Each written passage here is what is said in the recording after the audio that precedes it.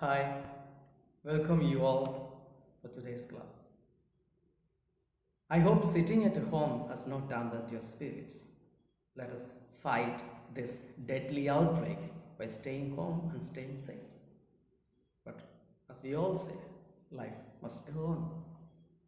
Alright, let us begin today's class.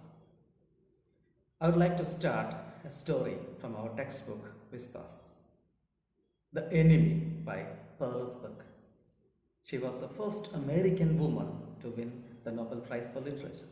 It's a story set in the country Japan. The time is the ongoing Second World War.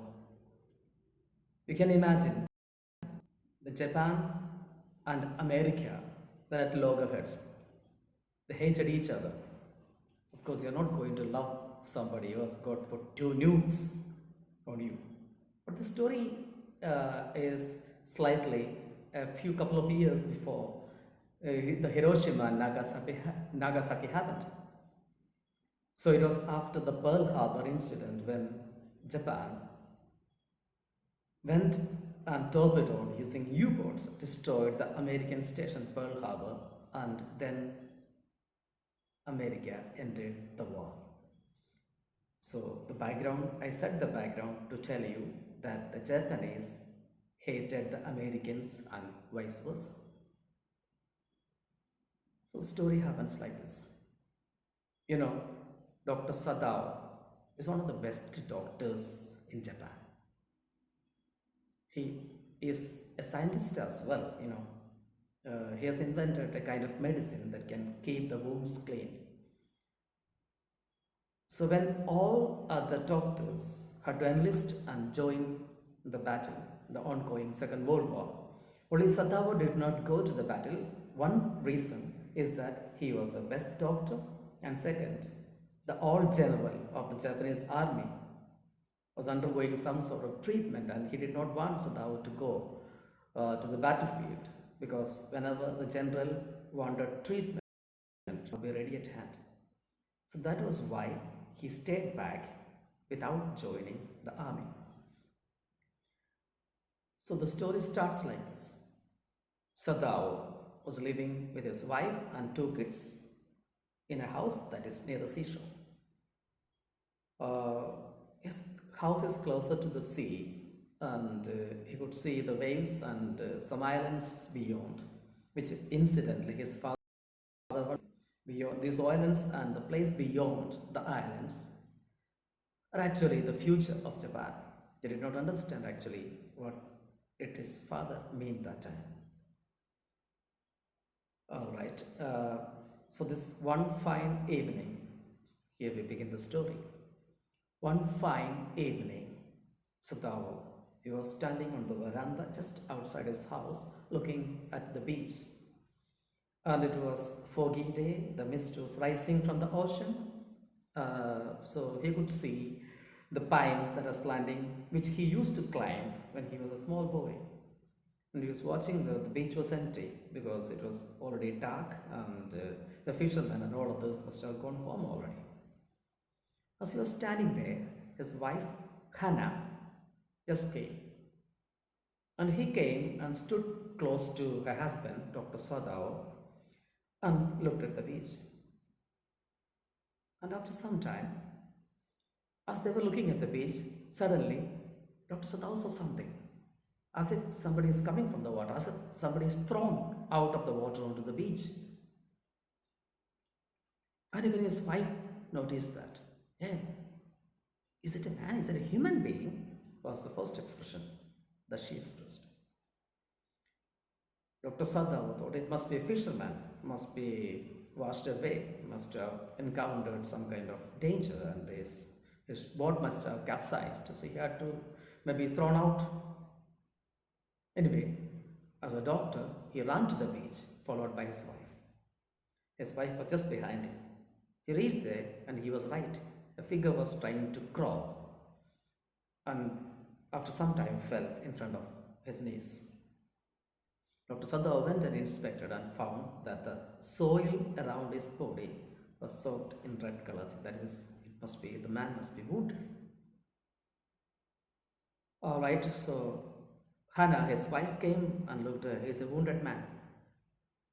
So they looked, but then he understood the cap, the torn rags, the clothes. There was nothing because he must have braced against the rocks. And it was lucky that he is still alive. And the cap shows he must be of some soldier of sort because it was a part of like a fragment of a uniform. Then they checked and what to do with him because he must be a prisoner of war. Dr. Sadhav went and lifted the cap and there was something written. It was almost gone, but he could make out what it was. US Navy. So he's a soldier from an enemy country.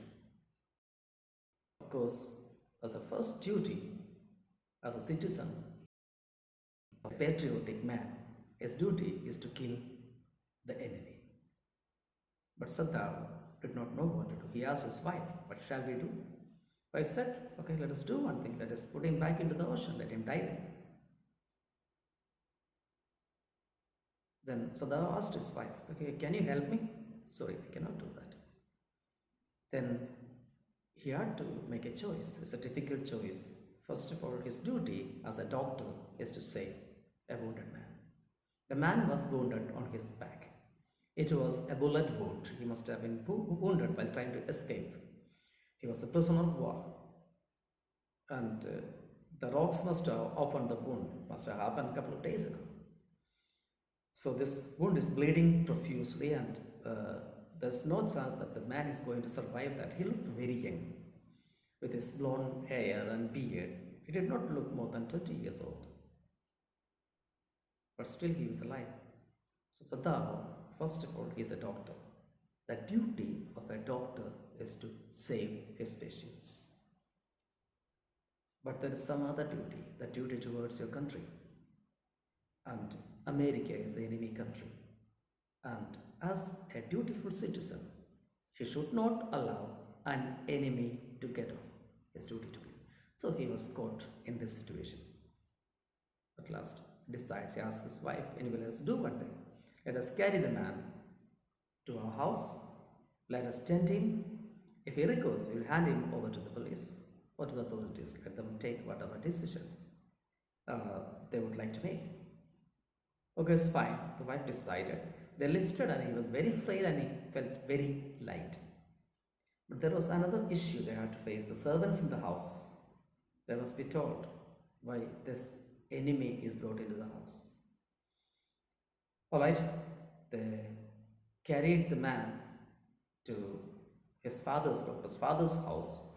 It was a typical Chinese room without anything. There's nothing that can show anything other than Chinese or Japanese room. And the body, the man was still alive and he was brought into the room and laid down on the bed over there.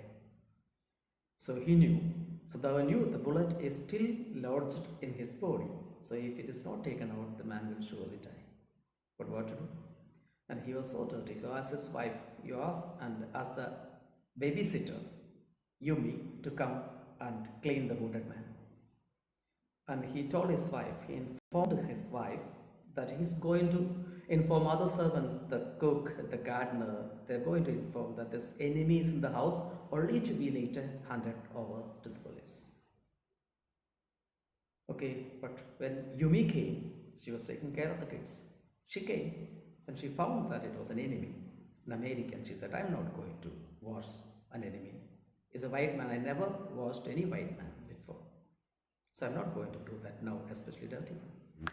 She turned, and even after insistence, she was not ready. So it was the duty of Hannah, doctor's wife, to clean the man.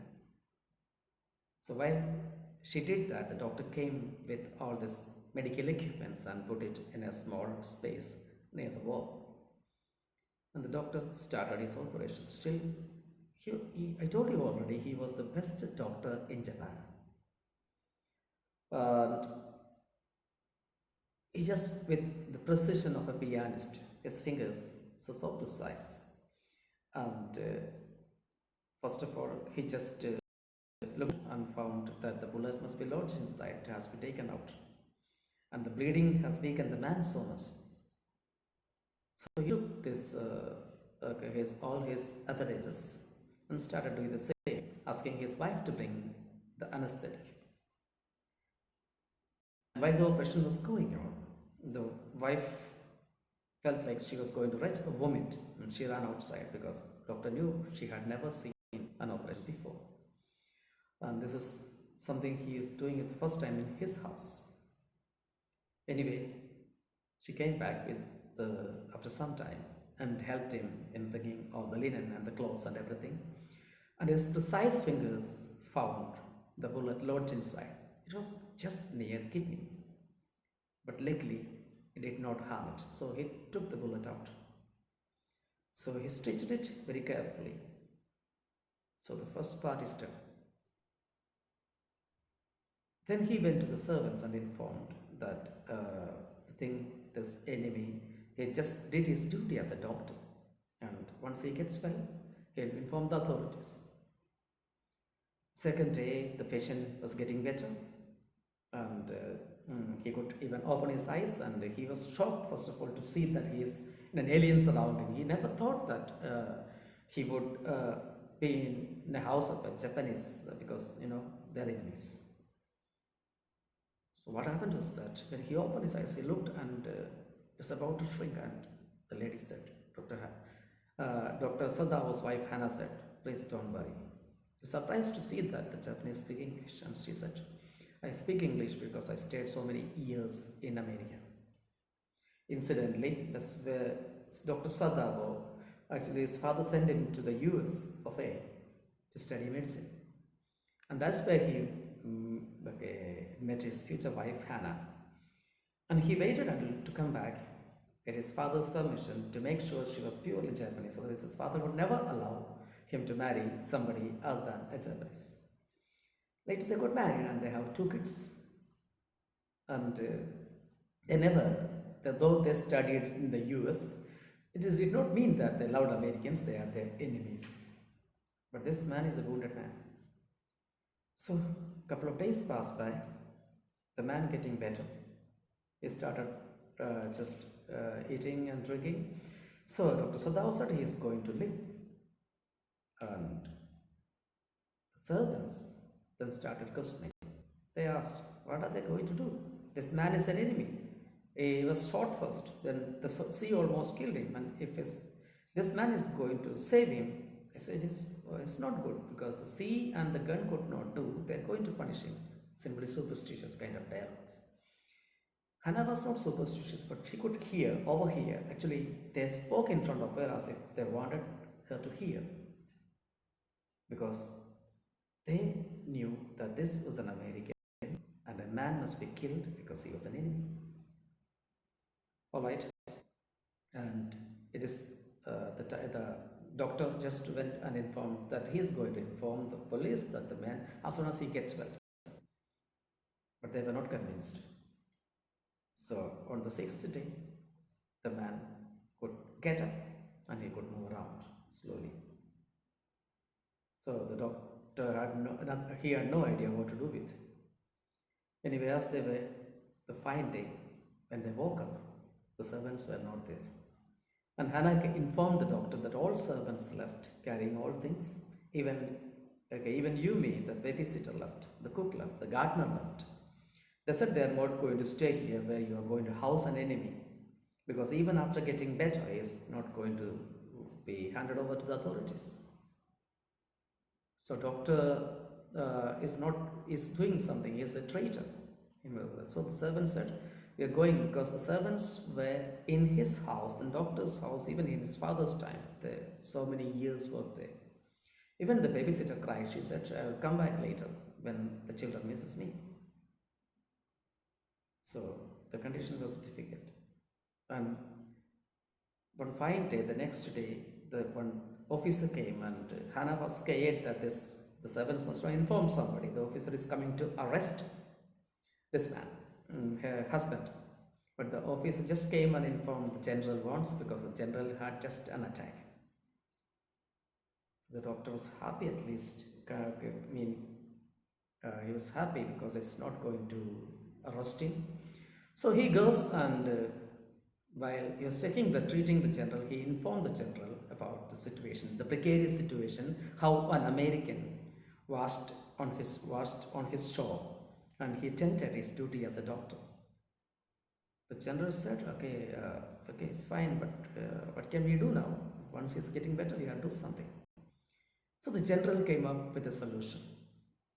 The general said, all right, do one thing. I have my own private assassins. I will send these assassins to your house maybe today or tomorrow, or a couple of days later. They will come, they will kill it without even making a sound and carry the body away. This was very convenient for Sadao. He did not inform his wife about this agreement. He could not sleep that night. He waited for the assassins. He waited for any sound the assassins must be carrying a body. But the morning, the man was still there. He was there as alive and kicking. So he thought that it was the next night. The second day, the night came, the morning came, the man was still alive. Nobody came. So he thought, the general said, the assassins may come maybe on the third day. He waited. He heard a noise at the night, some sound. He thought the assassins must have killed him and carried his body. The morning he went to the guest room and found the man was there. So he decided. He asked the man, okay, you're going to do one thing. I'm going to get you a boat. You go to the island nearby. You go there and hide there for during the daytime. And some Korean ships or boating or fishing vessels may come. You get there. Korea was an ally. Yeah, okay. They were not allied with Japan. So you can escape. And he took some provisions, water, food and everything, and give a small torch. And at night, the man left in this boat, and he also instructed the man, the soldier, if he still stays the next day and if the provision is there, just give a signal with the torchlight. The next day did not come. The man must have escaped. So after a couple of days, he goes to the general. The operation was done. General just woke up and he just asked about the assassins. The general said, since I was not well, I was so absorbed in my disease, I forgot about that. I'm really sorry. Okay, so Sadao said he escaped. General said, we are not going to tell it to anybody. Anyway, whatever happened is happened. We did anything that we could. That's it. The case is short. Forget it. Okay, that's the end of the story. Now we come to one fundamental part of the same question. Sometimes, boundaries are put forward by human beings. We put a line and say, this is where you belong. Beyond that line is your enemy. You have to kill him. Sometimes people rise above this hatred, the narrow, petty politics of boundaries. Of course, you have to be patriotic. But of course, remember, sometimes humanity has to rise. We have to transcend. We have to go beyond the confines of territorial boundaries and go beyond all and be human. So it's a great lesson that Perlersberg has told us.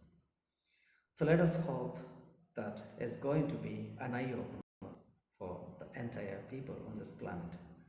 And in this time, when the world has united to fight a great epidemic, let us all be human.